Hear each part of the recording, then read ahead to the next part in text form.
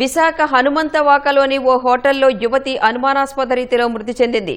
స్నేహితులు కొట్టడం వల్లే యువతి మరణించిందని బంధువులు ఆరోపిస్తున్నారు. మరింత సమాచారం మా ప్రతినిధి ఆదిత్య పవన్ అడిగి తెలుసుకుందాం. ఆదిత్య పవన్, యువతి మృతిపై పోలీసులు ఏమంటున్నారు? విశాఖపట్నంలోని హనుమంతవాక హోటల్లో శాంతి కుమార్ అనేటువంటి యువతి 27 సంవత్సరాల వయసు అనుమానాస్పద స్థితిలో మృతి చెందింది. నిన్న రాత్రి 9 గంటలకి ఈమె జోడుగుళ్ల పాలెంలో నివసిస్తోంది. రాత్రి 9 గంటలకి ఇంటి నుండి తన స్నేహితుల బర్త్డే పార్టీలో పాల్గొంటానని చెప్పి ఇంటి నుంచి బయలుదేరింది. 10 గంటలకు తిరిగి మళ్ళీ ఇంటికి ఫోన్ చేసి బర్త్డే పార్టీలో ఉన్నాను, ఆలస్యం అవుతుంది ఇంటికి రావడం అని సమాచారం తెలియజేసింది. కానీ తర్వాత చూస్తే తెల్లవారుజామున 5 గంటలకి కుటుంబ సభ్యులకి ఫోన్ వచ్చింది స్నేహితుల నుంచి.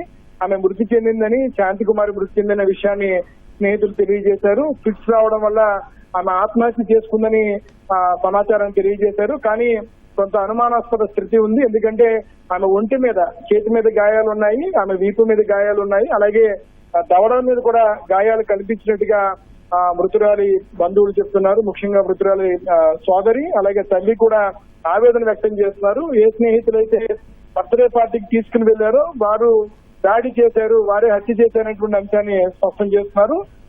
ఆరులో పోలీసులు అనుమానాస్పద స్థితి కేసు నమోదు చేశారు. మరోవైపు పోలీసులు కూడా పోస్ట్ మార్టం చేసి ఆ నివేదికల ఆధారంగా దర్యాప్తు ముందుకు తీసుకెళ్తున్నారు. అయితే ఈ కేసులో నలుగురు స్నేహితులు, అంటే నలుగురు యువకులు ఉన్నారు. అలాగే మరొక సహచర స్నేహితురాలు కూడా ఉంది. మృతురాలకి మరొక స్నేహితురాలు కూడా ఉంది. మొత్తం 5గురు ఈ కేసులో ఉన్నట్టుగా సమాచారం ఉంది. కొంచెం అనుమానం కూడా వ్యక్తం చేస్తున్నారు.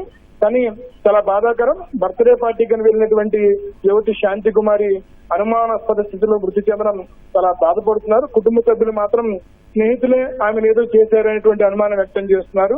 ప్రస్తుతం 6లో పోలీసులు కేసుని నమోదు చేసి దర్యాప్తు చేస్తున్నారు. పోస్ట్ మార్టం రిపోర్టు చాలా కీలకంగా మారింది. ప్రస్తుతం అయితే యువతి మృతదేహాన్ని పోస్ట్ మార్టం చేస్తున్నారు. పోస్ట్ మార్టం లో యువతి మృతదేహం ఉంది. కానీ చాలా బాధాకరమైన విషయం.